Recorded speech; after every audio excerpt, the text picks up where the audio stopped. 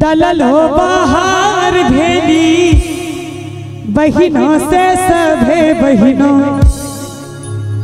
दलल हो बाहर भेली बहिनों से सभे बहिनों। सामा चकेबा भाई बहन के पर्व छे।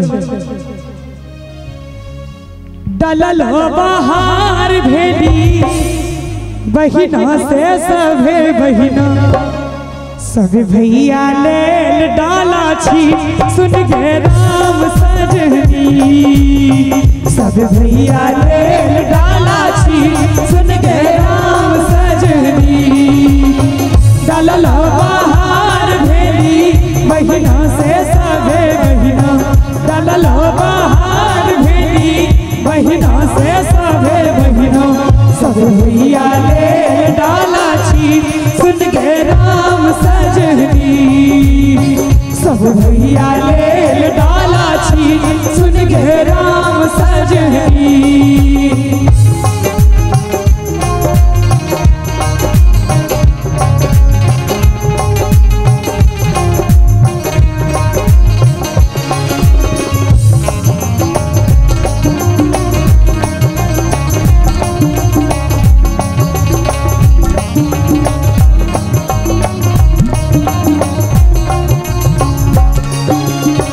कथी के रे आहे बेटी डाला तोहरा चलो, कथी के रे आहे बेटी डाला तोहरा चलो, कथी के रे आहे बेटी डाला तोहरा चलो।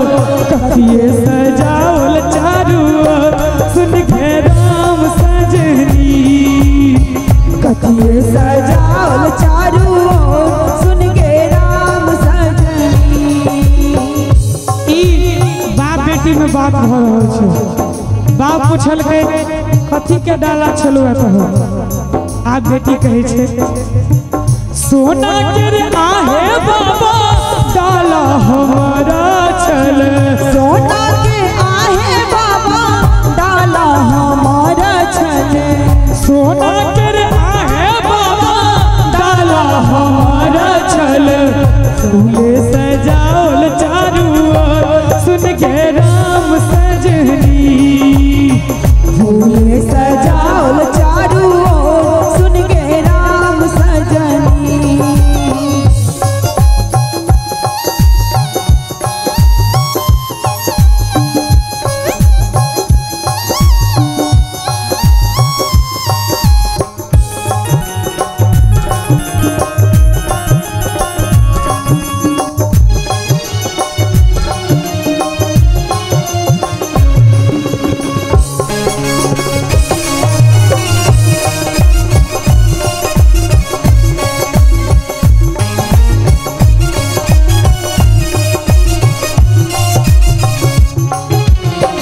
जो तो है आहे बेटी डाला दिया देव, जो तो है आहे बेटी डाला दिया देवो, जो तो है आहे बेटी डाला दिया देव।